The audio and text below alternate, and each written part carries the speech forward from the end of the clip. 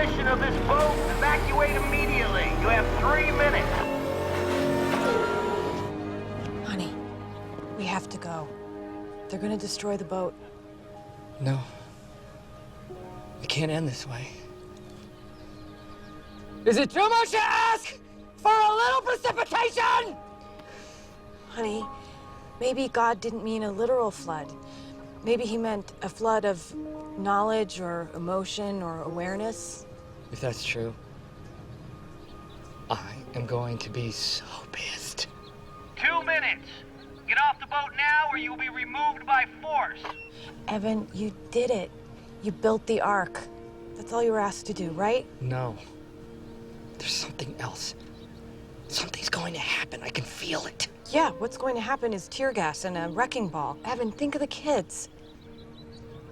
1 minute. Dad, whatever you say, I'm with you. Yeah, me too.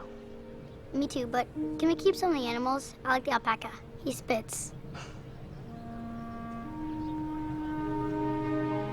You're right. We did it. We built the boat. Yeah. Let's go. Let's go, guys. Come on.